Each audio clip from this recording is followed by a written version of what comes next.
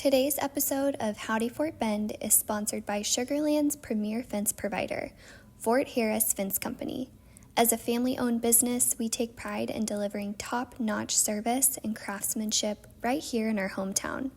Whether it's for added privacy, security, or curb appeal, call or text 832-308-8277 for your free quote today. Howdy, Fort Bend. William Ferguson coming to you today from my beautiful studio in Harris County. I know some of you still can't understand that, but this is a repurposed mall that we're in. It's an incredible studio with my dear friend Zishan, and we have a very special guest for you today. This person you certainly know, especially if you're in politics at all, whether you're a Republican or a Democrat. I'm betting that you know Bobby. Bobby, thank you so much for joining us today. Thanks, on William. Howdy Fort Bend. I'm glad to be here. My goodness. I know you're so busy. You travel. You recently had a wedding in your family. Yes, I did. Yes, my daughter got married, so we got a new son-in-law, and he's acceptable. He's all right.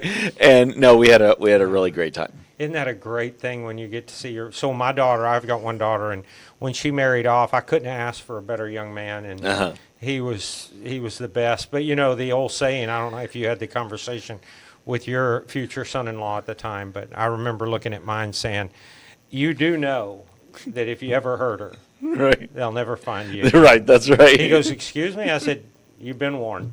Yeah, I told him, I said, you do know I can make people disappear. That's it. You know a lot of people. That's right. Yeah, so for those of you that don't have daughters, you may not understand the passion that a dad has for his daughter, and so congratulations. Thank you. You got to do the dance, father-daughter dance? Yes, we did the father-daughter dance, gave a little speech, and that was a lot of fun. Oh, I'm so happy for you. It turned out great. Well, good. So, Bobby, all I wanted to do, I'm going to nickname this particular interview. We'll call this Fort Bend County Corner.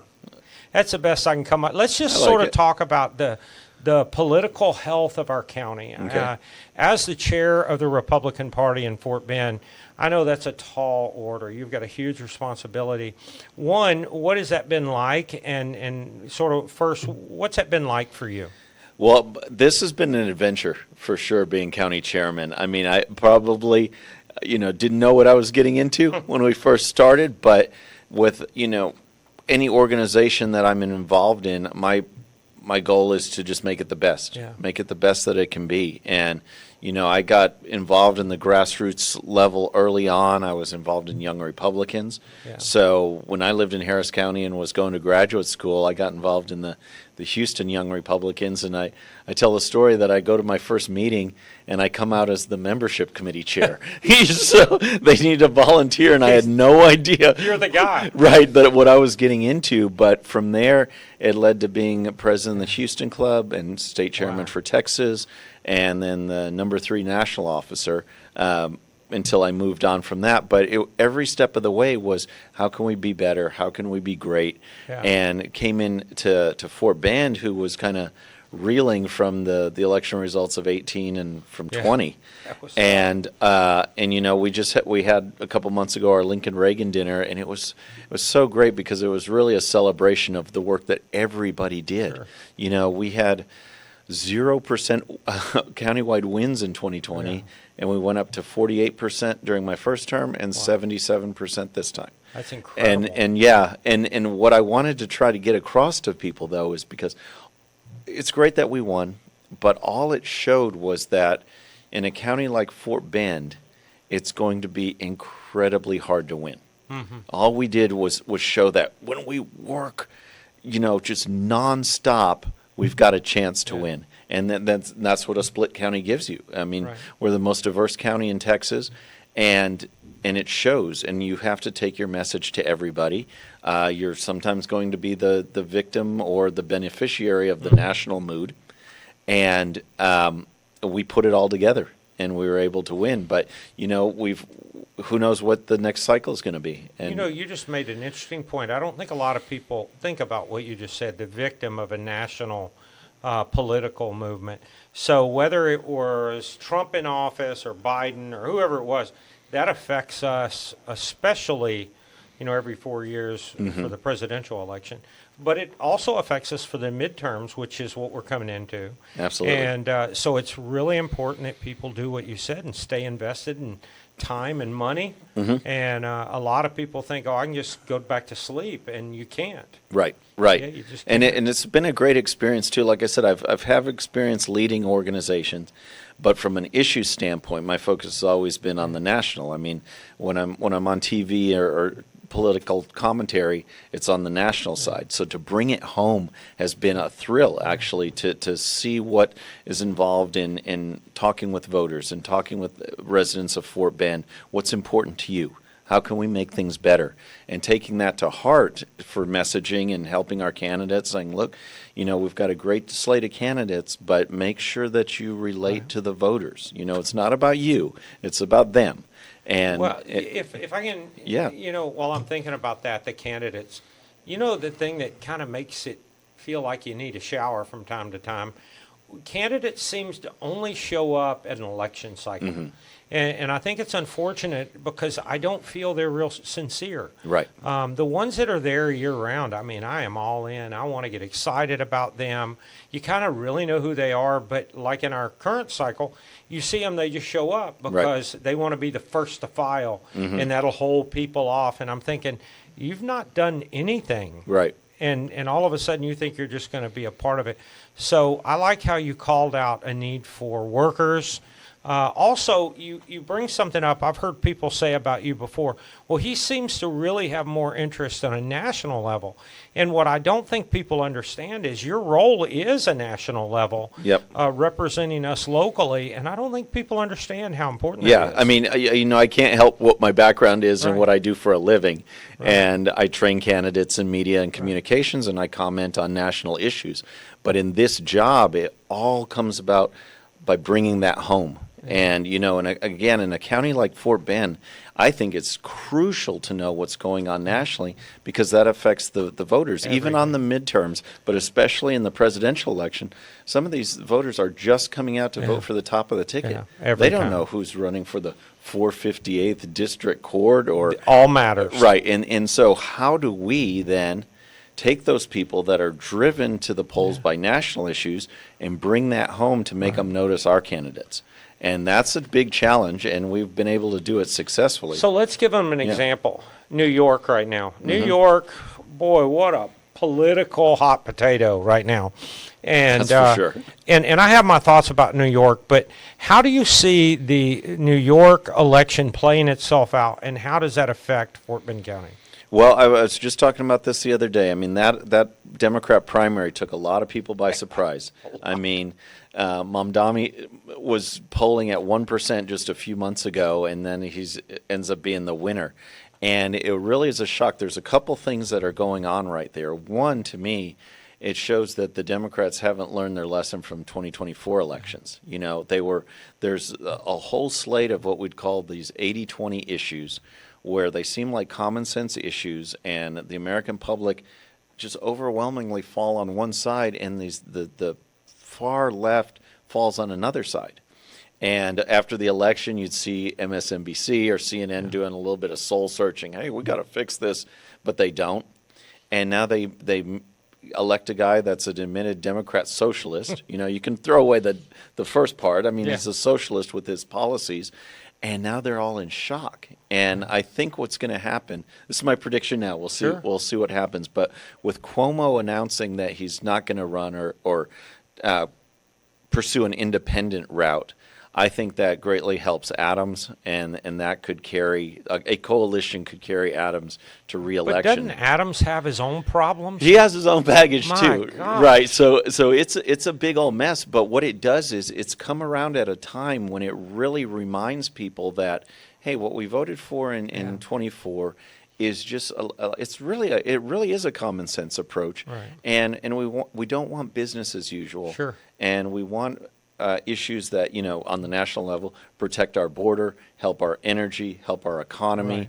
keep people healthy, and put America first. And to so many people out there, that makes sense. And so when you bring it back home again, people in Fort Bend, they want safe communities. They want low taxes. They want to make sure that they're living in a good environment, that their schools are teaching them right. It's not hard issues, but I think what's hard for some candidates is to relay that message to their constituents and really show. But William, you made a good point too, is that these people that want to run, I mean, my biggest advice for someone that's thinking about running down the line or feeling that they might be called to public service, well, get up right now and go out to Helping Hands and volunteer. True. Or help out in a community organization and be out there just being part of that community. Because I think with Trump and with other people, Elon Musk or Robert Kennedy or Tulsi Gabbard, what you get out of them, regardless of if you agree with their philosophy all the time, is an authentic person. You know exactly what they're going to stand for. Mm-hmm. You don't get a chance to know that if you're not around the candidate, if the candidate's not around you. So you need to be out there as much as you can. So I got to, and I'm going to go to Marshall Slot for a minute.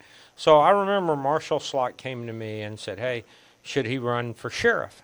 And I said, you're not out there. I don't know if you're ready for this. Mm-hmm. And I think a lot of people surprised. In fact, Marshall's a dear friend of mine, him and his wife both.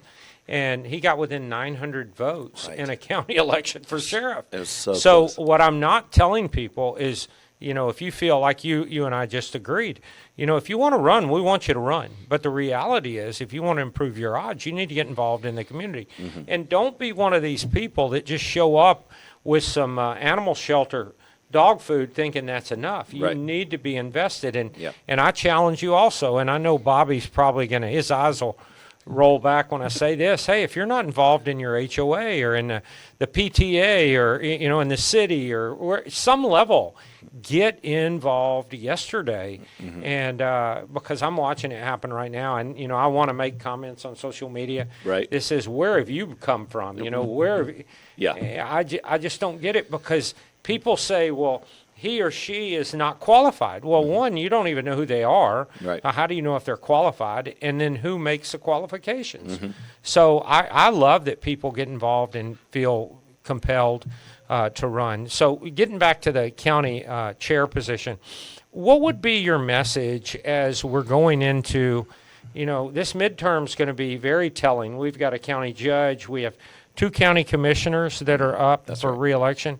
What is your message today for Republicans and Democrats, if you have one for them? Because sometimes I get caught up, even though I'm a Republican, I get caught up in even understanding what the Republicans stand for. Mm-hmm. They're so confusing, because it's not a black and white, issue line. I mean, where do you guys even stand?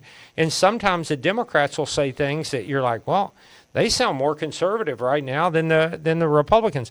So it's really a weird mix in our county. What would be your advice to? Well, right. So we're going to be going into 26, and again, a lot plays on the national mood. Yeah. You're just going to be a beneficiary or a victim of that. Right. So it comes down to, given that, what can we do to increase our chances coming from the Republican side? Sure. And people need to understand, what's going on in the county. You mentioned when we were talking off camera about redistricting, and that can affect, who's even running and where boundaries they're running for. But that's a big education for voters, to let them know what happened in the past, what we're trying to fix going forward. And I think that the team, the party that describes things the best and relates to the residents the best is the ones that are going to win. Right. I mean, we had Marshall came so close last time. We had candidates that were out there, and one of the things is we had candidates that were used to being out there. Yeah. And this time around we're going to have Bill Rickert, right? He goes to Such everything. A great treasurer. And you're right. He's a great treasurer, and he's a great ambassador for the party too, because he will go to every club, every part of the county, and just bring that that personality and that warmth with him. If I can respond to that. So the treasurer role, a lot of people don't even know what his role is, right? But here's what's really beautiful that I think he brings to that position in our county. And it could be anyone doing it, but he does it, and that is accountability to both the Republicans and the Democrats. I've seen him do it. And I know the Republicans sometimes are probably thinking, hey, man, Mm-hmm. you're a Republican, but Bill Rickard, Right. he doesn't care. His assignment is treasurer, and Exactly. whether you're a D or an R, he's going to Right. hold you accountable. Right, I've and enjoyed and that. I'm as partisan as they come. I mean, again, you can watch me on TV at what I'm going Yeah. to say, but the thing is as an elected official and someone that is a true public servant, it doesn't matter if you get 60% of the vote or 51% of the vote. You represent 100% of the county, Right, right. and or 100% of your Good point. district. And so I think the ones that excel are the ones that know that. It's like, okay, I'm going to do these campaign ops and figure out how to get my base out and win that election. But if you truly want to ingratiate yourself to your constituents and do a good job, you need to remember that now that's done, and I represent 100%.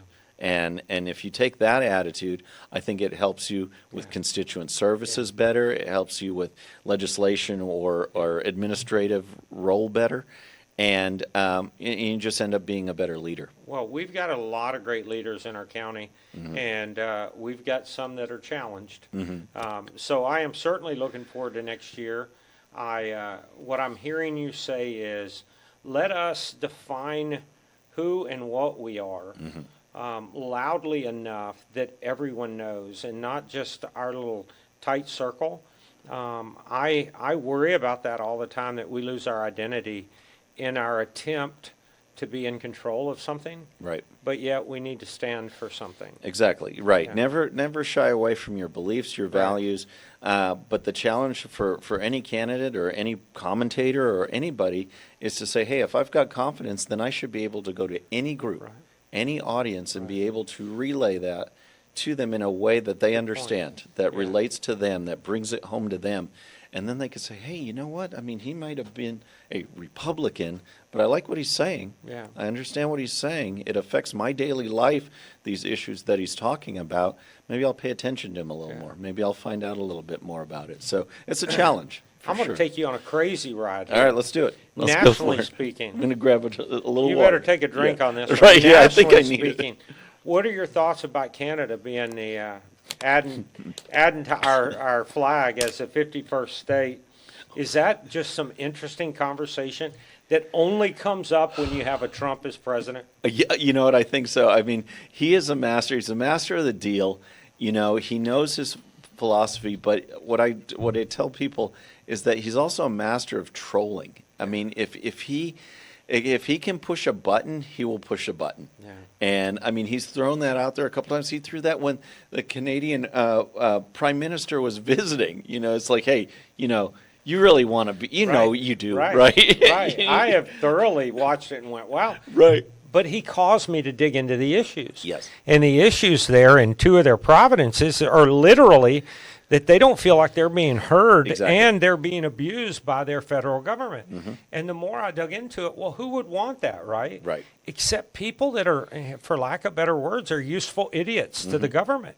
And as I'm watching this thing unfold, I thought, where did he come up with the 51st state? Well, the people are now trying to rally up 177,000 signatures to get. I mean, it's an Yeah. incredible time in Canada. It really is. Economically, they're a mess. Right. And they see an opportunity with America. And that's why there's a big constituency in Canada that says they want things a better way. And you know, there's some comedian I saw the other day that was joking, you know, Canada, it's easy for them to be liberal when they got Big Brother there protecting them. You know, they can go do all their Yeah. wacky policies Yeah, because they know America's going to back them up. Well, some of those Canadians, they say, well, just let us have America then. You know, let's be part of that. Alberta is like, can't- we're ready. They're We're ready to check go, out. right, you I know. can't get over it. So some of the residents, I follow their YouTube and their social media, and I mean, they are just, they're disgusted Right. at their situation, because now they're even comparing themselves to our poorest states in the United States. Mm-hmm. And they're like, we're behind Louisiana. And it's driving them crazy. It is. So, But again, the reaction, you know, calling out the 51st state or saying we want Greenland Yeah. and things like that, it just, I think he just loves the reaction as well. Oh, and it worked. Look, hey, Gulf of America. Gulf now. of So America. he- It's like AP So, is still protesting. I that. enjoy it. Now, look, on a serious note, I believe that in this very short time he has been number 47, in this very short time he has been incredibly Right. active. And, you know, as 45, he doesn't even look like 45. He left 45 way behind, right? Right, right. And maybe because we had a contrast in 46 with Biden, but now as the 47th, I mean, the guy's, he's getting it done. Well, I think there's a couple things going on right there. I think one, you can't help the contrast to Biden. My I mean, goodness. you see with the open borders as an example, how they just let people in millions and millions, and then they had the nerve to say, well, the only way we can stop it is if you get this legislation, which we all knew that the legislation towards like border patrol was just Right. processing. Right. It was just to process more people. Right. And he comes in with no legislation and stops it. Just stops it cold. The other thing is I think that the Republicans, and I'm not talking about Republican voters because they clearly put him ahead in 2016. But the Republicans in Washington, part of the establishment, had no real grasp of how strong Trump was. And if they fought him on Obamacare and they fought him on immigration reform, and you're not seeing that this time around. Yeah. This is a steamroller, and he came in with tariffs. Oh, that's going to break the economy. The Dow's about to hit another record. No inflation, gas prices in 4-year low, and all of these things are exactly what the America First agenda is all about, and he's delivering them. But this time he's Congress not only on the Republican side, but with him in spirit too. Right. I mean, there's detractors, of course, and as we're seeing with the big reconciliation bill now, a lot of debate, but he's pushing it through and he's advancing that agenda, and I think that's the big difference right now. And he had the experience to get at least more people aligned with him coming into the administration than he did in 2016. He relied on a lot of outside influences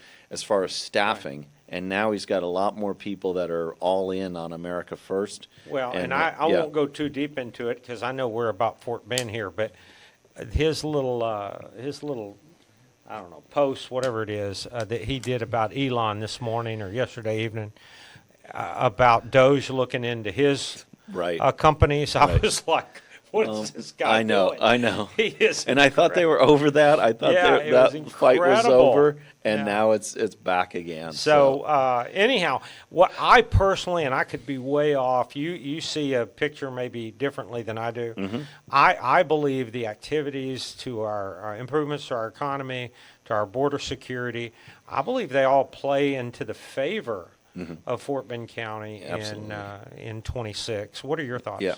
I do, and there's another contrast too, is because you can bring home this contrast between Republican and Democrat. You can bring that home locally too, because I mean, as we're excelling and as we're winning and as we're making these fundraising gains that we've made over the last couple of years, the Democrats in Fort Bend are totally in disarray. I mean, they just got rid of their county chairman, voted him out, removed him, and now there's going to be a big fight for who ends up being their candidate for county judge or commissioner or other things. So I think that's reflective. That national mood reflects down locally too, where it's like, oh, wait, here we voted for these Republicans. They're coming in and they're doing a good job. I mean, we just elected some judges. They're doing well. Hey, let's see what the opportunity is. So it really hurts the local Democrats to have their party be such a mess at the national level. Do you think that the Republican Party is doing or has done a good enough job of defining really who they are in Fort Bend County and what they stand for? Do you feel like if we went on the street right now in Fort Bend and walked in Richmond, Texas and said, what does the Republican Party stand for? Do you think we would get the same answer, or we would get 1,000 different answers? I think it would be more consistent than you think. Good. Okay. Yeah, because I mean, one of the things we really wanted to do, maybe one of the things that I've learned from 22 versus 24, one thing I got to give credit to Jacob Lee and Yeah. Robert Beham and a lot of our volunteers that we expanded our team of good workers, right? Yeah. And so there was a lot more ideas flowing around in 24 than in 22, but we went on the offense and we wanted to get that message out. So in 22, it was more like, okay, candidates, let's come together as a team. We're going to be there for you. We're going to support you. We're going to help you. But it was basically their message, and we Oh. just helped them. Okay, this time around, not only did we help the candidates, but we had our own overarching message at the top. We came Right. up with our own signs, Right. had enough, vote Republican. So we actually had our own yard signs out there. We didn't have that in 22. Wow, We pointed out the Democrats who were having their own problems. We put that on a sign.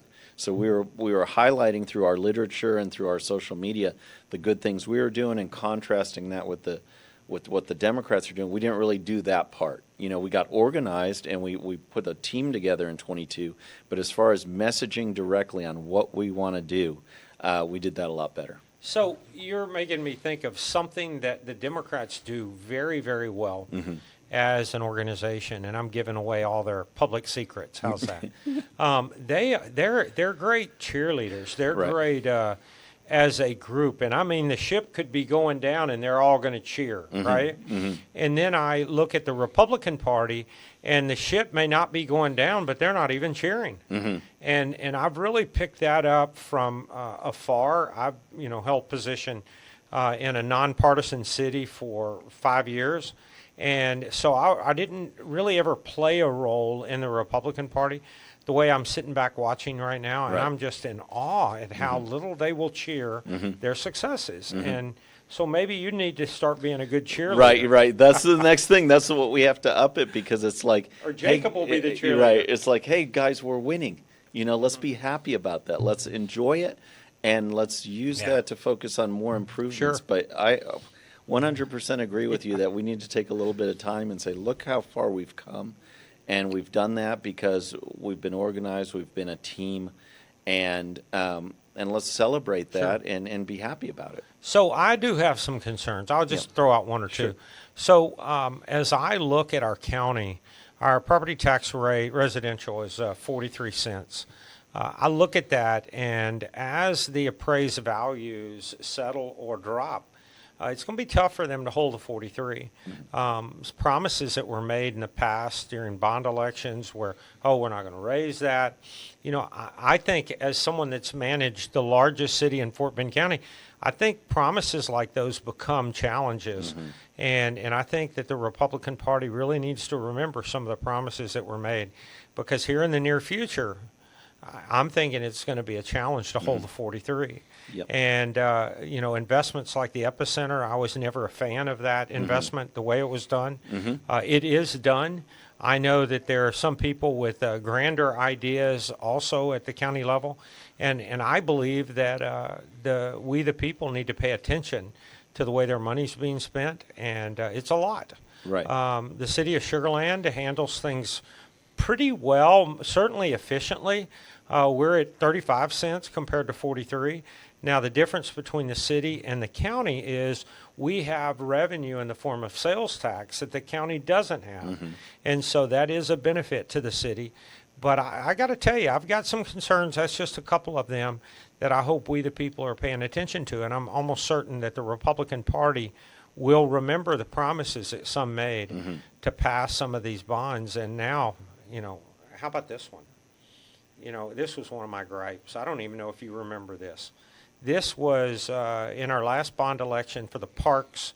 The people were asked to approve some park dollars, several million. $2.5 million of those dollars went to the YMCA, which is a nonprofit. We literally gave ad valorem tax dollars to a nonprofit, and then did not give any membership benefits to the taxpayer.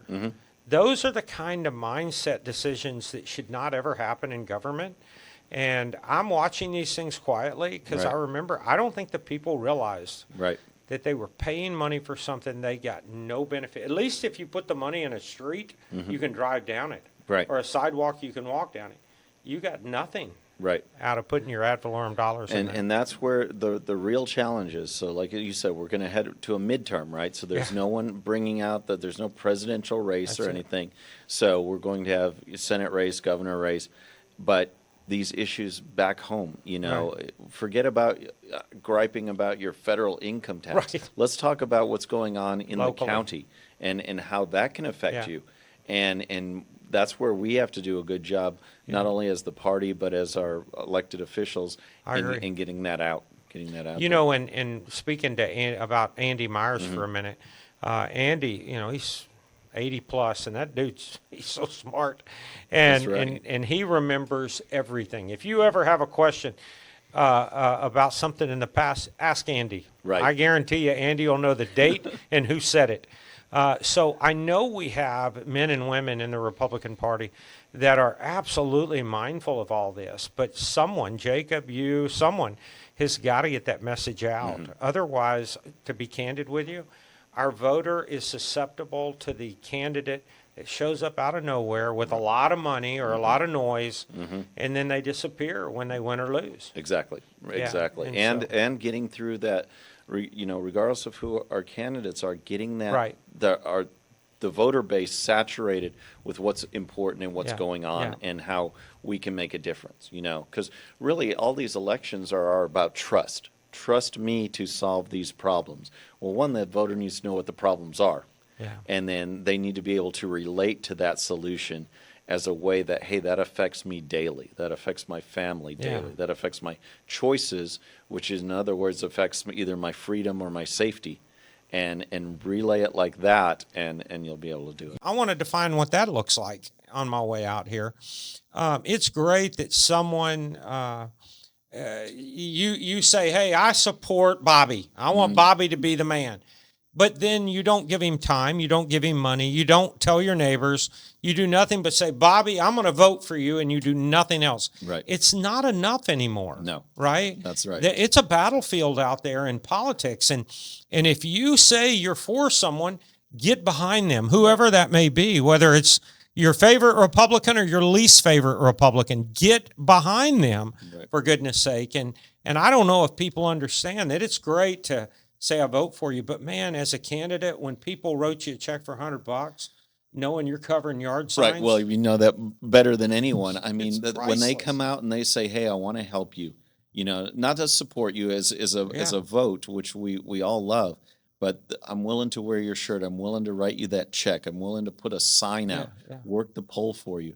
Man, we need those people. Oh. The candidates need those people so There badly. are, let me tell you, and I'm not gonna belittle any of them. There are fewer than people know that are out there that are pumping their time, their money, and everything, their resources and relationships behind these great candidates. And I'm telling you now, as a candidate myself, my favorite checks would come in, they'd be $35.